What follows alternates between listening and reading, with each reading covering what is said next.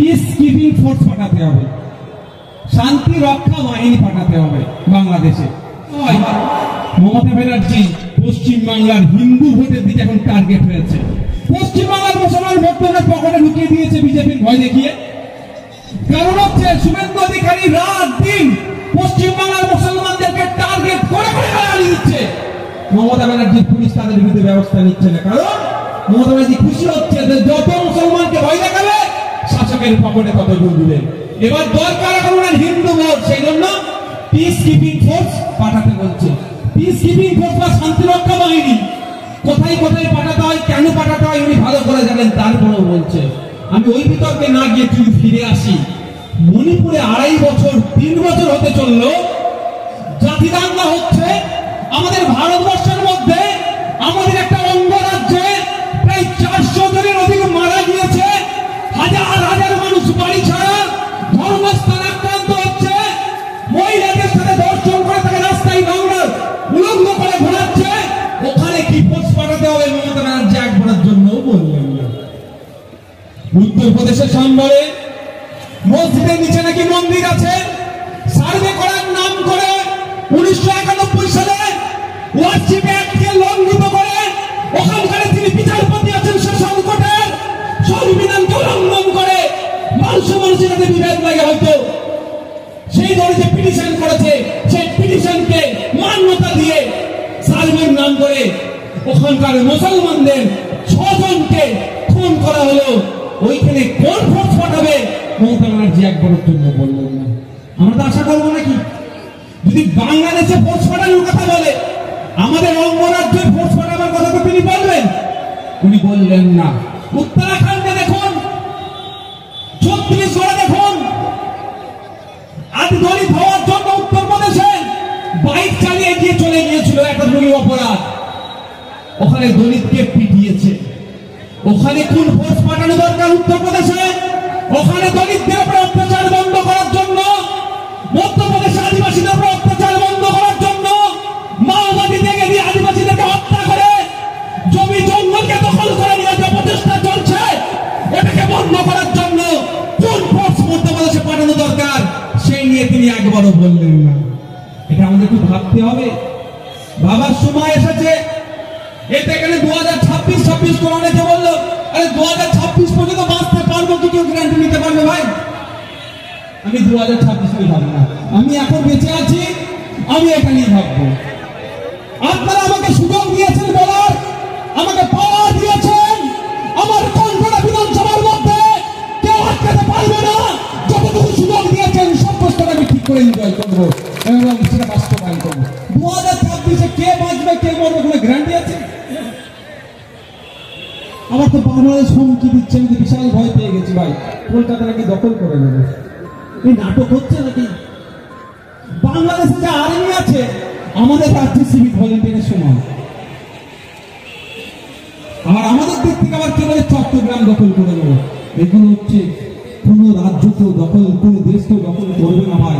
আমার আপনার মস্তিষ্ককে দখল করে এরা ক্ষমতা নেওয়ার সঙ্গে থাকতে চাইছে। প্রয়োজনে তাদের সবজিকে, প্রয়োজনে তাদের উৎপাদিত ফসলকে তারা সংরক্ষণ করবে এবং যখন দাম পাবে সেটা মার্কেটে বিক্রি করবে। আজকে মাঠের ফসল মাটি নষ্ট হচ্ছে এই খালগুলো সংস্কারের অভাবের জন্য। মাঝরাত গ্রামের মধ্য দিয়ে গিয়েছে, ওটা চন্ডিয়ারের ওপর চলে গিয়েছে, সংস্কারের অভাবের জন্য ওখানকার যথার সময় তারা চাষ করতে পারে না। অল্প বৃষ্টিতে মাঠে জল পানি জমে যায়, ফসল নষ্ট হচ্ছে। যখন ফসল তুলে বাজারে বিক্রি করার সময় তখন মাঠে পানি জমে থাকে। ওই খাল সংস্কার সহ যে কটা খাল আছে সংস্কারের কথা বলেছে, প্রচুর কথা বলেছে। দুর্ভাগ্যের বিষয়, আমাকে এখন বলতে হতো না যদি বিধানসভা টিভিটা থাকতো।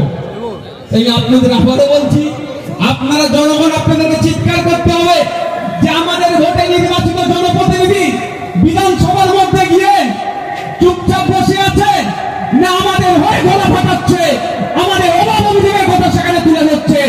আমরাও সেটা দেখতে চাই, আমাদের দেখার ব্যবস্থা করতে হবে। যদি পার্লামেন্ট টিভি থাকতে পারে, লোকসভা টিভি থাকতে পারে, রাজ্যসভা টিভি থাকতে পারে, বিভিন্ন বিধানসভা যদি টিভি থাকতে পারে, লাইভ দেখার জন্য পশ্চিমবাংলার বিধানসভা টিভি কেন পুনরায় চালু হবে না? এটা দাবি করবেন তো আপনারা? আপনাকে জানতে হবে শুধু নওশাদ সিদ্দিকী নয়, আর বাকি 293 জন কি করছে ওর মধ্যে? মুসলিম সিম্পাথি নিচ্ছ, আদিবাসী সিম্পাথি নিচ্ছ, দলিত কোটাতে এসসি কোটায় নির্বাচিত হয়ে যাচ্ছ, দলিত আদিবাসীদের জন্য কোনো কথা বলছো না, ফেক এসটি এসসি সার্টিফিকেট নিয়ে কথা নয়। মুসলমান সিম্পাথি নিচ্ছ, মুসলিম ভোটের দরকার, মুসলমানদেরকে জঙ্গি দেখা দিচ্ছে, মাদ্রাসায় নাকি জঙ্গি চাষ হচ্ছে, কোরআন শরীফকে দেখিয়ে, আম্মা পাড়াগুলোকে দেখিয়ে, কিতাবগুলোকে দেখিয়ে যখন দেখে দেওয়ার চেষ্টা হচ্ছে যে এইগুলো নাকি জঙ্গি কার্যকলাপ করে, শাসক দলের যে সমস্ত মুসলিম সমাজের এমপি এমএলএ আছে তাদের মুখে কথা নেই, কেন আওয়াজ আমাদেরকে তুলতে হবে।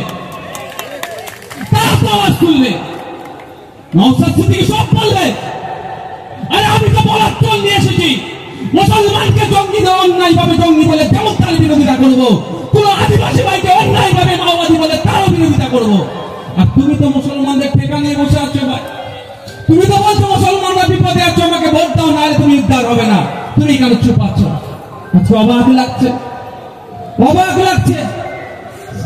অনেকে আমরা বাংলাদেশের ইস্যু নিয়ে কথা বলছি, অবশ্যই আমাদের প্রতিবেশী রাষ্ট্র, সেখানে শান্তি ফিরুক, সেখানকার সংখ্যালঘু হিন্দুদের উপরে যদি যে অত্যাচার হচ্ছে সেটা বন্ধ হোক, আওয়াজ তুলছি, যেই মুখে আওয়াজ তুলছি, যেই মুখে আমরা বলছি কৃষ্ণ চিন্ময় কৃষ্ণ দাসের মুক্তি চাই, সেই মুক্তা যখন সাতজন ইমাম বেশাবি অমাত্রাইদের জন্য কেন হচ্ছে না?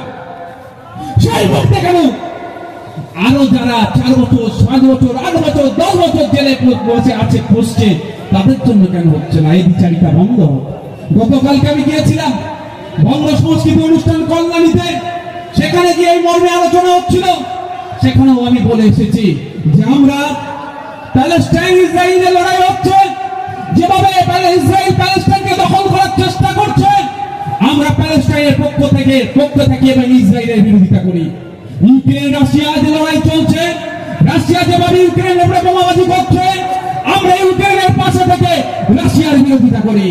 যেভাবে বাংলাদেশের সংখ্যালঘুদের অত্যাচার হচ্ছে, আমরা বাংলাদেশের সংখ্যালঘুদের পাশে থেকে ওখানকার সংখ্যালঘুরা যারা অত্যাচার করছে তাদের বিরোধিতা করি। যেভাবে উত্তরপ্রদেশে সংখ্যালঘু মুসলমানদের অত্যাচার হচ্ছে, উত্তরপ্রদেশের সংখ্যালঘু মুসলমানদের পাশে থেকে ওখানকার সরকার যে বর্বরোচিত আক্রমণ করছে তার বিরোধিতা আমরা করি। সারা পৃথিবীতে যেখানে মানুষ অত্যাচারের শিকার হচ্ছে, যারা অত্যাচারের শিকার হচ্ছে তাদের পাশে থাকবো, যারা অত্যাচার করছে তাদের বিরোধিতা করবো। কিন্তু দুর্ভাগ্যের বিষয়, আজকের দিনেও প্রতিবাদটা একটা সিলেক্টিভ হয়ে যাচ্ছে, আজকের দিনেও প্রোটেস্টটা একটা সিলেক্টিভ হয়ে যাচ্ছে। এটা বন্ধ হওয়া দরকার।